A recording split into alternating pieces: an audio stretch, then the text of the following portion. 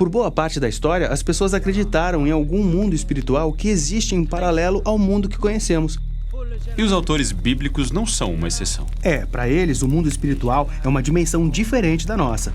Para destacar essa diferença, a Bíblia se refere ao espaço de Deus como o céu ou os céus. Porque o céu é muito diferente da terra. Está acima e além. E lá em cima tem corpos brilhantes que se movimentam. Penso neles como bolas de gás em chamas. Mas quando os autores bíblicos olhavam para cima, as estrelas davam a eles uma forma de falar e pensar nos seres espirituais. Na Bíblia, elas são chamadas de filhos de Deus, de governantes e autoridades, ou às vezes de conselho divino. Isso parece muito importante. O que o conselho divino faz? Bem, eles são apresentados em Gênesis capítulo 1, como o exército do céu, ou seja, o sol, a lua e as estrelas. Lá eles também são chamados de sinais, o que significa que seu poder e status simbolizam e apontam para Deus. Então em Gênesis 1, Deus os nomeia para governar o dia e a noite. Exatamente. Mais adiante, lemos que eles celebraram o poder e a criatividade de Deus quando ele criou o mundo. Como a torcida de um jogo. Isso mesmo. Também tem histórias na Bíblia em que Deus convida o conselho divino para participar de uma decisão, como quando ajudam a decidir como derrubar o rei corrupto israelita Acabe, ou no livro de Jó, no qual debatem a política de Deus de recompensar pessoas boas. Então eles são como a equipe de Deus. Mas por que Deus precisa de uma equipe? Se ele é poderoso para criar o universo inteiro, com certeza poderia governá-lo sem ajuda. Bom, ele não precisa deles, mas aparentemente o Deus da Bíblia quer compartilhar autoridade com outros. Certo. Deus compartilha seu governo com parceiros humanos na Terra. Então tem uma história paralela de Deus compartilhando sua autoridade de governo com parceiros espirituais. Sim, até tudo desabar em uma rebelião dupla. Os seres humanos querem governar a Terra do jeito deles.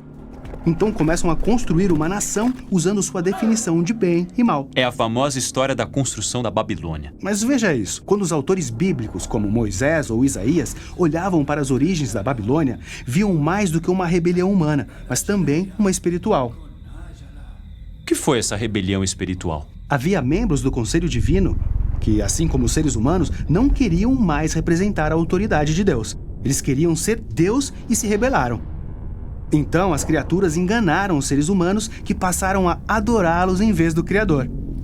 Então, a Babilônia se torna a imagem bíblica das rebeliões humana e espiritual juntas. Por isso, Deus dispersa o povo da Babilônia para nações diferentes. E no livro de Deuteronômio, Moisés diz que foi quando Deus também dispersou com eles os rebeldes do Conselho Divino. Então as nações são entregues a governantes espirituais. Sim, é por isso que quando os profetas bíblicos olham para os impérios violentos de sua época, eles veem duas dimensões para o caos e a injustiça. Rebeldes humanos corrompidos pela adoração aos rebeldes espirituais, deuses ídolos do dinheiro, sexo, poder militar. Quando os seres humanos servem a esses poderes, isso leva a um mundo como o nosso. Certo, e o melhor exemplo disso é a história do Êxodo, no qual lemos que o genocídio dos israelitas pelos egípcios foi inspirado por Faraó e pelos deuses do Egito. Isso é muito intenso. Mas não é o fim da história. Quando Deus resgatou os israelitas do Egito e seus deuses, ele os convidou a uma aliança e a aprenderem uma forma diferente de governar o mundo. E eles concordaram, mas no fim não honraram a parceria. Eles ofereceram sua lealdade a outros deuses. E isso leva ao exílio na Babilônia, onde se tornaram novamente escravos de uma nação estrangeira e seus governantes espirituais, esperando um novo êxodo para a liberdade. E aí entra a história de Jesus. Ele disse que veio resgatar o mundo e tomá-lo dos rebeldes. Quais rebeldes? Os humanos ou os espirituais? Exatamente. Para Jesus, tudo estava conectado. Quando ele entrou em Jerusalém para a Páscoa, estava anunciando o êxodo definitivo.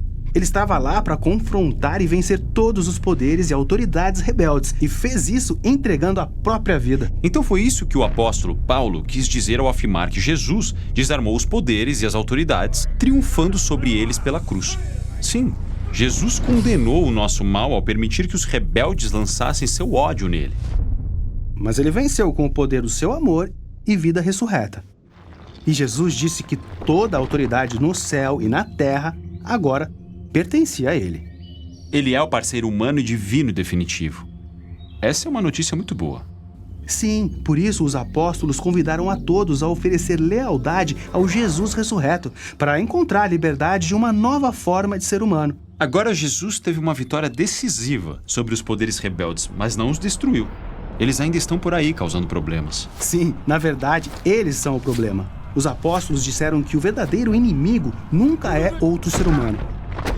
São os poderes espirituais que animam os ídolos culturais que inspiram o ódio, divisão e violência. Ah, então quando vejo pessoas machucando umas às outras, por trás disso tem o conselho divino aprontando. Como lidar com esse tipo de inimigo? Bem, o apóstolo Paulo diz que podemos resistir vestindo os traços do caráter de Jesus como uma armadura, fidelidade, justiça e a paz. E que nossa única arma é a palavra de Deus. Ou seja, a história bíblica dá boa notícia de que Jesus venceu todos os rebeldes com o poder divino de sua vida e seu amor.